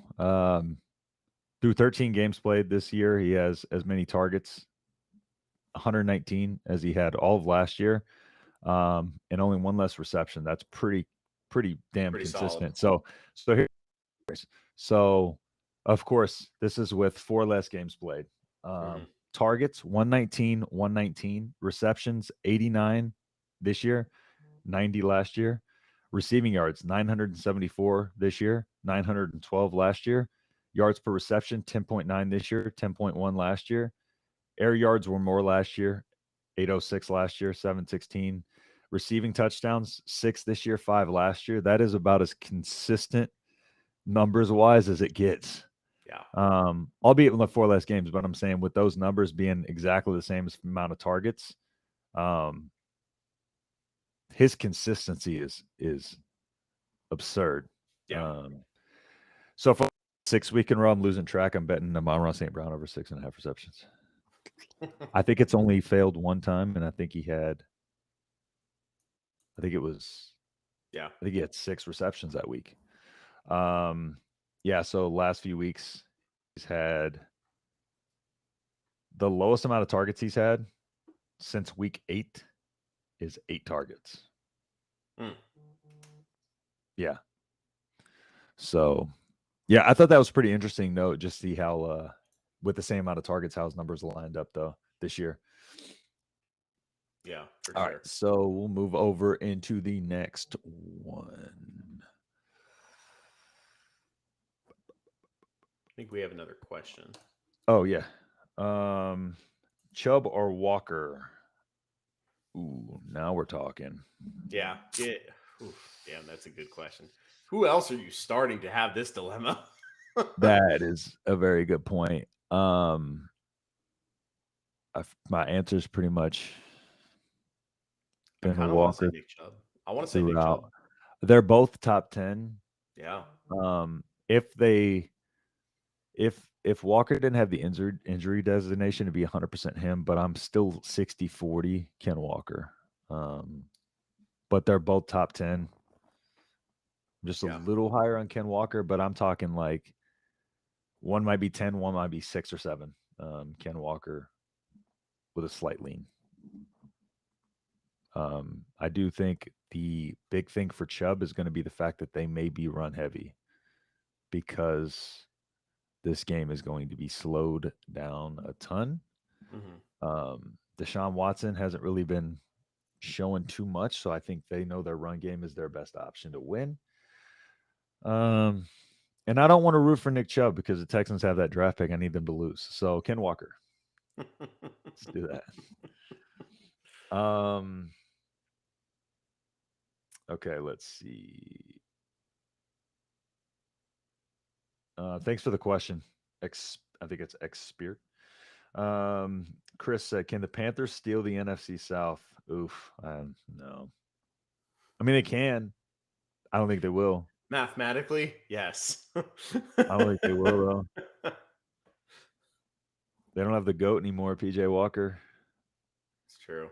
You know, everything came full circle. You know, Matt Rule's quarterback at Temple was PJ Walker. Really? And then the Houston Roughnecks QB was PJ Walker. Yeah, man.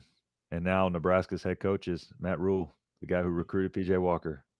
It's all come full circle for me now. I love PJ Walker even more.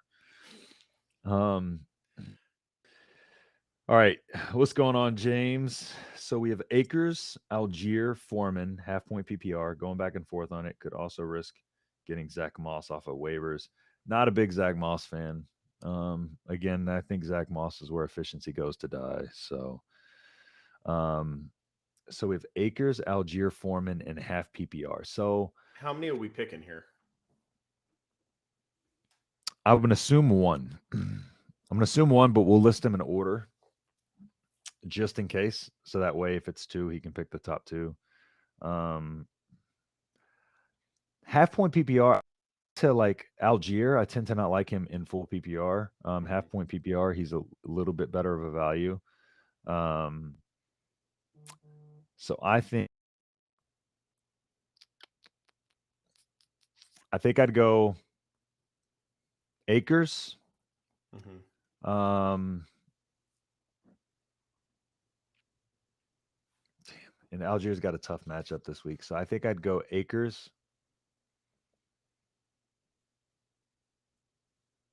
I may go Zach Moss second, as much as I'd hate to do it, but I just don't like Algiers. So I'd go Akers, Foreman, Moss, Algier. I can get on board with that. Yeah. So again, that's a tough one. But again, I like Akers. I like Akers more than them this week. I am a big Algier guy, but I hate his matchup this week.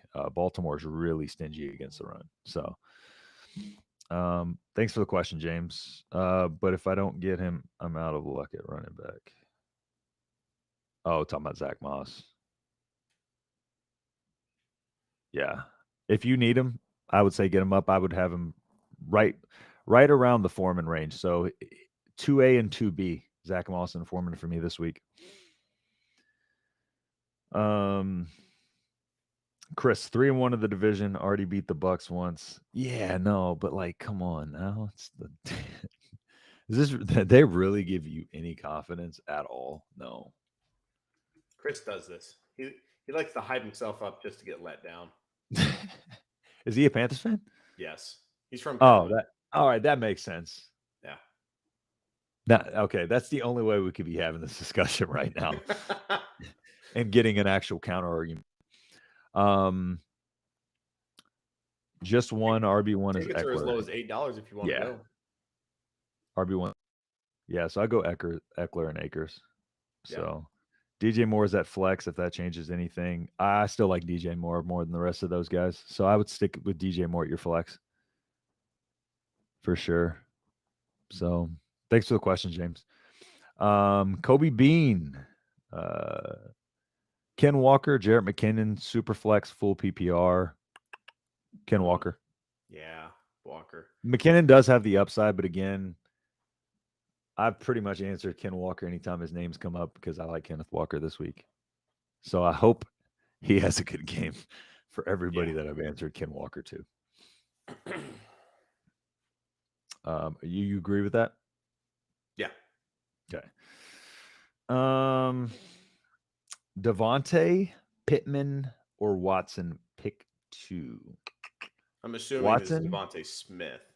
Yeah, Devontae Smith, I would imagine. Watson for sure. And then I have a little bit more in Smith. It's just a matter with Minshew again, because I said that there's a potential the Minshew thing could help AJ Brown more and hurt Devontae Smith. But I still like Devontae Smith more than Michael Pittman this week. yeah, I'm not. Pittman's a really tough one for me to willingly fire up. Indy Yeah, give has me no Devontae coach. Smith. They have no running back to balance the game script out with. Matt Ryan is a shell of his former self. Nothing good is coming out of that Indianapolis offense right now. So, Man, honestly though, like I do like he had 98.7% of the snap share last week. And Pittman is the guy. yeah. So it's almost like that upside there has me wanting to lead Pittman and Watson. He did have 14 targets last week. That's what I'm saying. Like he's so like in that little stretch where they couldn't decide who they wanted to play quarterback. Every time we answered Pittman, he burned us. And I think that's why our confidence in him dropped, because we got tired of getting burnt by him. But he has picked it up lately. And I do think Pittman might be a top 15 wide receiver option this week. Yes, over the last, let's see, week 10, he had 9 targets. Week 11, 7. Week 12, 11. Dallas, we got shut down a little bit, but he was shadowed by Trayvon Diggs. And then last week, Pittman and Watson, 14-10. Yeah, I think I'm going to go Pittman and Watson again, just because of Minshew. I don't know how it's going to affect him spreading the ball around. So yeah, Watson and Pittman works for me. Cool. Yeah, no worries, James. Thanks for the question, bro. Appreciate it. Yeah, Devontae Smith. So yeah. Yeah, that's two I like. Give me a week of Devontae Smith and Minshew to see. But I think with what we know about Pittman recently, I feel more confident in him right now. All right. I think we're caught up on the questions then. Thanks, guys, for the questions. Again, if y'all have any more, feel free to drop them in there. Like the stream if you haven't. Helps us out a lot. All right. So there was one thing I wanted to discuss. Oh, there's one thing I want to discuss. I had a little argument with somebody over the MVP race, right? Okay. Let's have a little discussion here. What are your thoughts on the current MVP race? We know the top 2 that are being thrown around. Yeah. Hurts and Mahomes. I was going to say Hurts and Allen, but Hurts and Mahomes works. Allen's not getting thrown in there enough. That is my thing. Like, it's Mahomes is getting tossed in there because of he's Mahomes and everybody, the media loves him. So right now it sounds like it's just a 2-horse race between the two of them, which I have no idea why Josh Allen is not in that conversation. I think Bills have played much better than the Chiefs this year. But yeah, so what's So just for clarification, you do think that Josh Allen should be in the MVP race? I do, but I was having a discussion about it with somebody else about the top 2. This person was a KC fan, and naturally they just went to like my anti-Mahomes bias. But however, Cheney hates Mahomes. I don't know if anybody hates. Annoying. I don't know if anybody hates Mahomes as much as I do. So my thing with Mahomes is like I think he's insanely talented, but I also think that a lot of his stats and a lot of it is due credit to Andy Reid, checkdowns and his talent around Travis Kelce, and in previous years Tyreek Hill. Which, I mean, obviously, it's not a one-person sport. Like, obviously, you're only as good as the team around you. Looking at you, Aaron Rodgers. So, like, what I will say is Mahomes does make. He's a good improviser. He reminds me a lot of like John Elway, where like it can look as if the play is completely broken down, and then he just does something. You're like, oh shit! Like that little like sidearm Larry Bird hook shot to Jerick Yeah. McKinnon a couple weeks ago. That was a fantastic play. Don't get me wrong, that was a fantastic play. But when people pull up highlights of him doing that little like shovel pass, tight end shovel bullshit, Yep. like that accounts for so many of his points. But it's he plays with such a fluidity, and you can tell the talent is there. And Andy Reid knows the talent is there. That's why he drafted him, right? He's got a strong arm.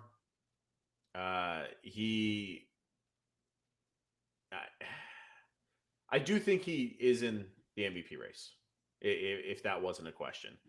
No, so like, all right, if I have to put him in there, okay, I'll put him in there, right? It's just more so why.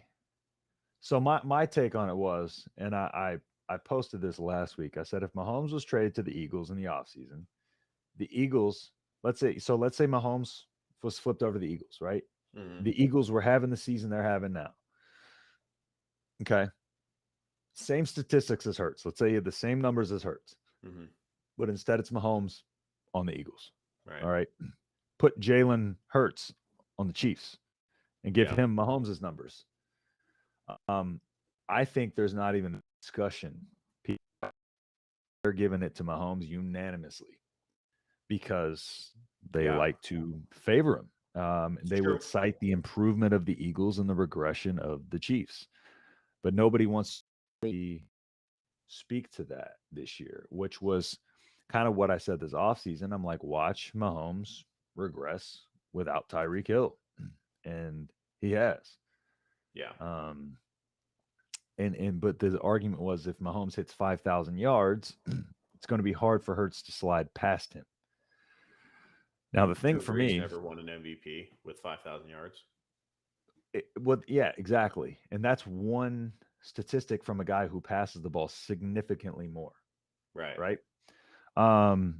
So Hurts has 4,150 total yards, 35 touchdowns, and 5 interceptions. Total touchdowns. 5 total interceptions, 35 total touchdowns. Leads the NFL in passer rating, 6th in the NFL in rushing touchdowns, and his team is 12-1. Mahomes, 4,800 total yards, 35 touchdowns, 13 interceptions, and his team is 11-3. If you look at those statistics, you'd be Hurts. Look at team record, look at those numbers, look at everything. You'd be Hurts. MVP's most valuable player, not most valuable passer.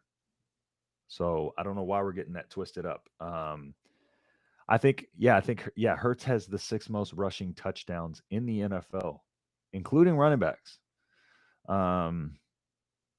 He's not just their passing offense; he's the entire offense. Jalen Hurts is, which is why I'm really hesitant on Minshew this week, because I don't think he's going to come in there. It's going to be a seamless transition. Like, what more would he have to do? It took him till 2 weeks ago to even become the favorite in the odds. So what more does he have to do is my question. Like, is Mahomes just like put on a pedestal every year, and then like somebody just has to have the season of a lifetime to even come in and think about outseeding him? But even then, there's still this discussion that has to be had. And there's always going to be this discussion. It is kind of sad how anytime that you want to see what Chris said, by the way. I saw. He knows how I feel about it. I know. I figured that was a shot at you.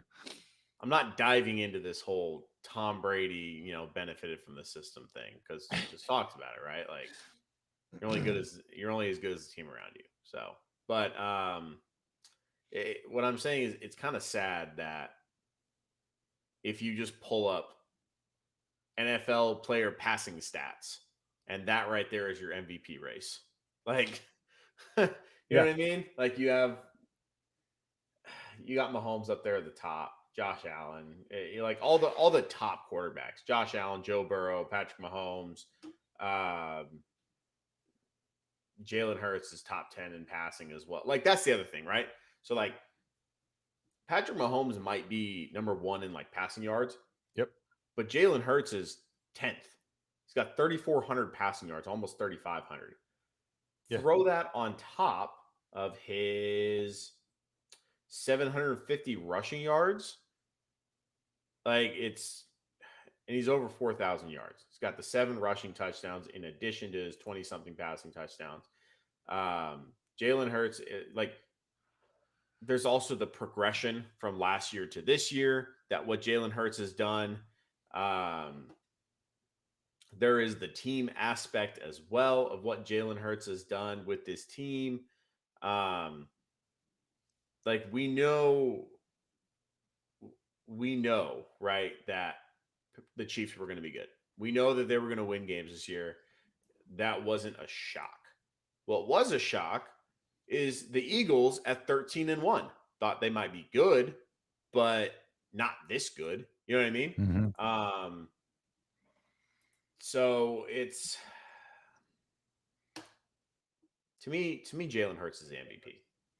Yep. And even him being out this week, he's still the MVP to me. That should not hurt him, honestly. Right. And you can bring up like the passing yards and stuff all you want.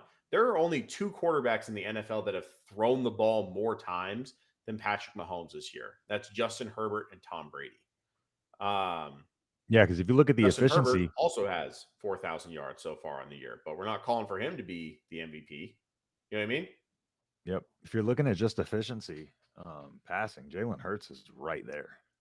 Yeah. I mean, so if only Aaron Rodgers had the best receiver in the game at any point in his career. All right, Chris, you're banned. Get out. Chris can be a moderator. Nope. No, we can't. Let me go ahead and see if we got any games here that I want to talk about.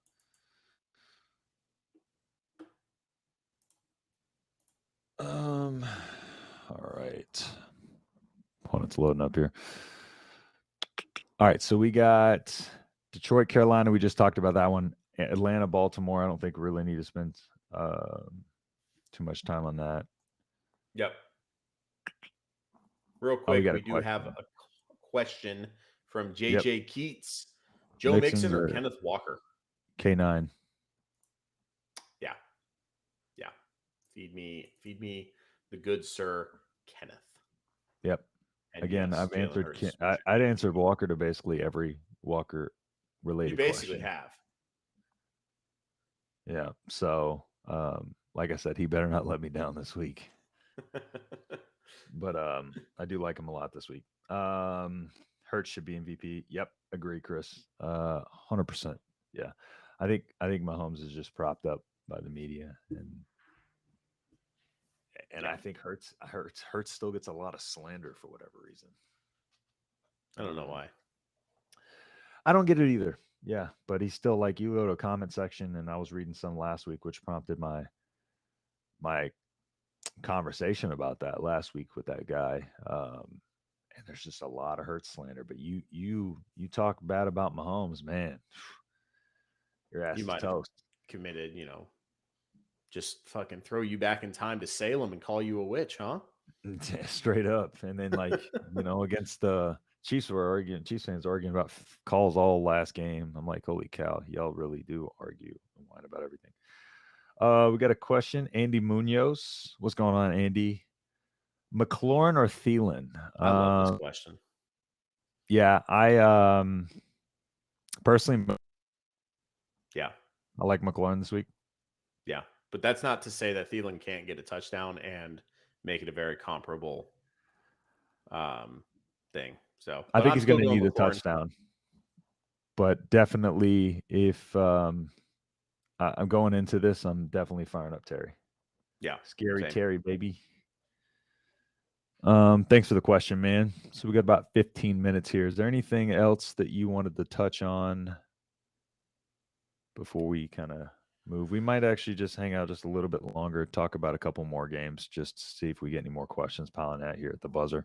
We Yeah, if you typically just do want have to a do that, we couple. can. So, Houston, Tennessee. I'm not going to talk about that one. Derrick Henry masterclass incoming. Not going to talk. I'm not going to talk about it. 34 is the over under there. Yeah. What are some player props that you like this week? So definitely Amon-Ra St. Brown. Yep. Over 6.5 receptions. That is my weekly bet of the week. Travis Kelce, 5.5 receptions. There was a couple in that game that I like. I do like the 5.5 for I like Kelce. Jerick McKinnon over 3.5 receptions. I'm not as confident in that one, but I see why you are. I mean, he's gotten how many over the past couple weeks? Yeah, I know. It's just he's got 15 receptions over the past 2 weeks on 17 targets. Can all come crashing down quickly. One fumble and he's in the doghouse. I hear you. But that's also what helped McKinnon a lot last week is because Pacheco fumbled and ended up in the doghouse for a bit. Yeah. All I'm saying is over the past 4 weeks, his snap percentage has gone up basically by 5 to 10% per game. Last week, not only did he get the 8 catches for 70 yards and a touchdown, he also had 10 carries, which is a season high for him with 52 yards on the ground. Also, one shy of his season high and a touchdown. I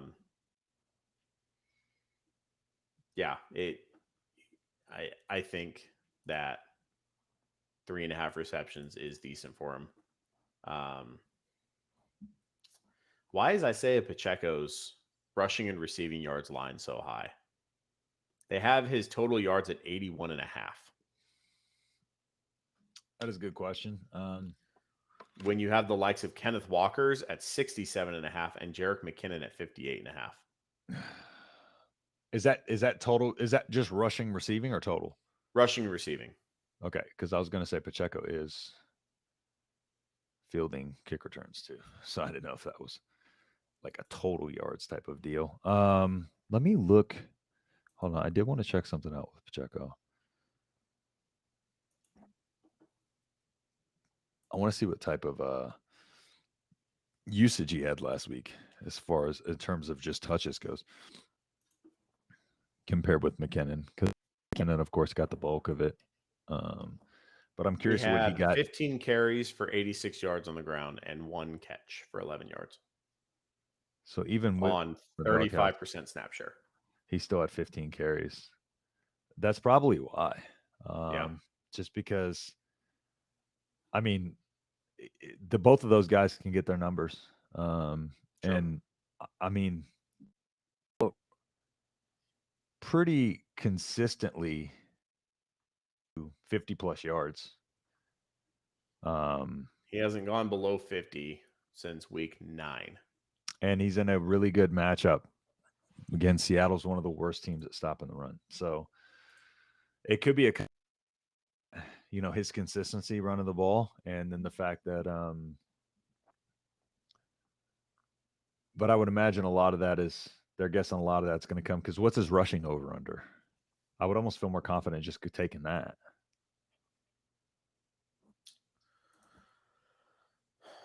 67.5. Yeah, I would just take that. Okay. Like, really, why you would take anything? Take the rushing, receiving. I think that's just a risk more than anything because as we see what he's got, what does he got target wise? So 0.7 per. He's getting targets. So yeah, I would just take the damn rushing one. Yeah. But that is interesting. And it's probably, like I said, it's probably because of the Seattle matchup. Chris in the comments says Vegas knows. I mean, they do. That's why they always win.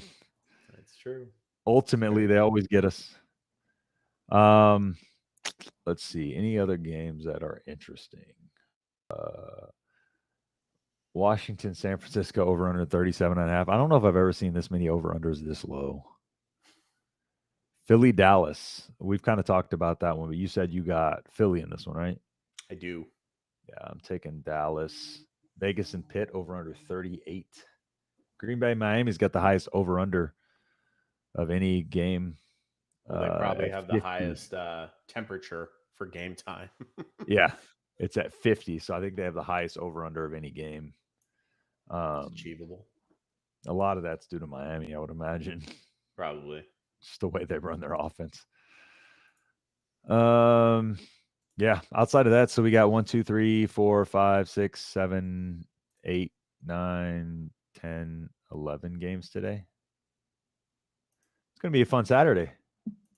That it is. That it is. All right, so before we wrap up, anything you wanna talk about, or I think, man, honestly, we had a pretty good. Do the Niners win the Super Bowl and make Purdy the next Tom Brady? I think Purdy is a product of a great situation. I think much like a lot of great quarterbacks, though. Not Brady, right? You better not be talking about Brady. Brady, Daniel Jones, Goff, or Rodgers. Yikes.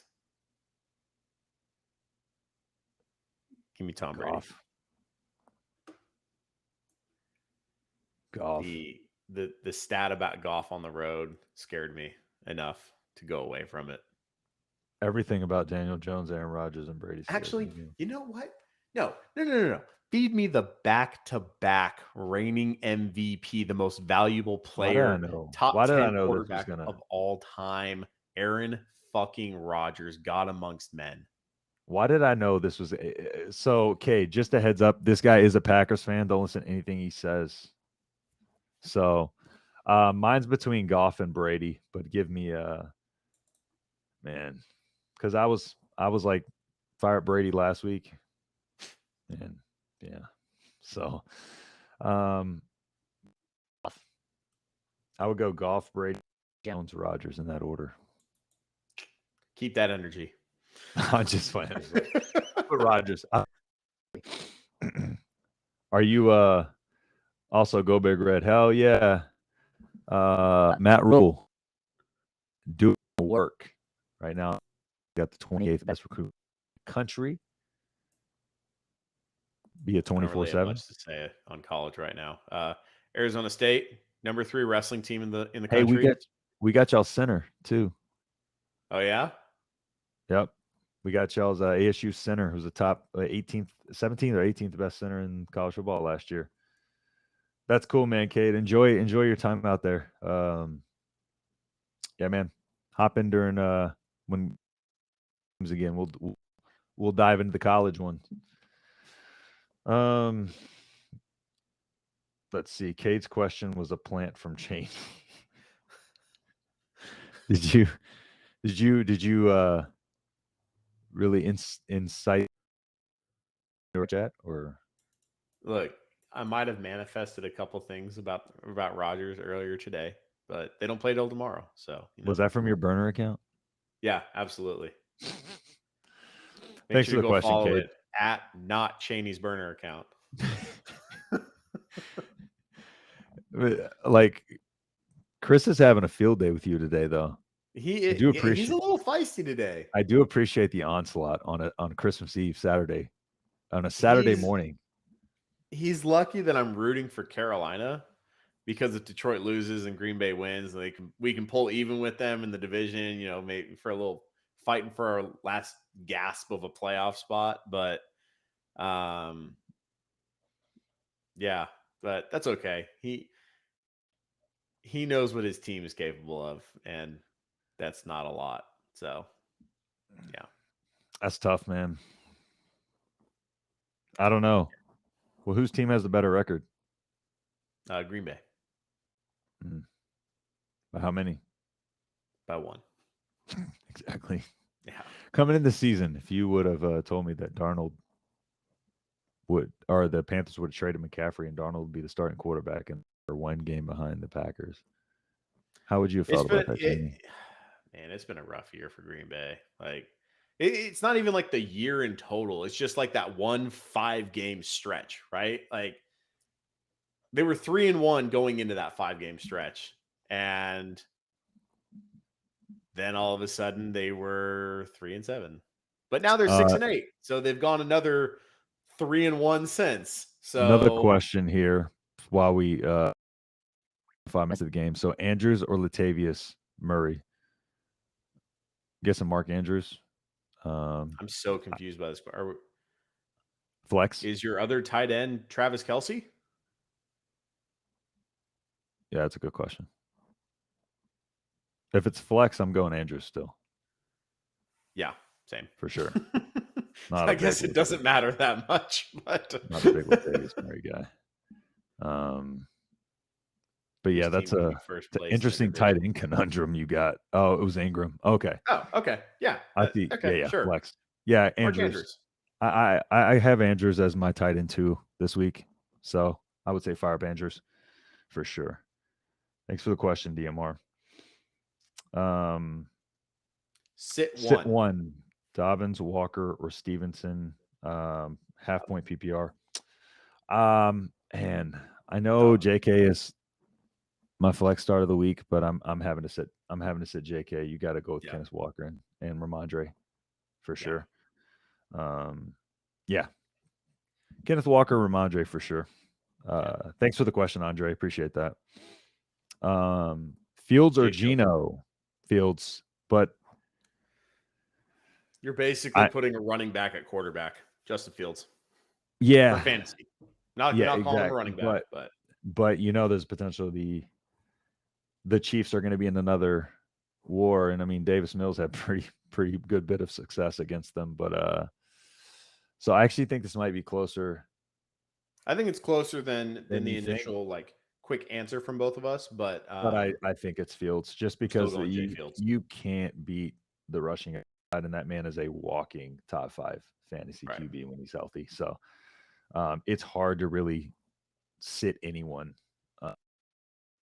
for Fields not named Josh Allen or Mahomes.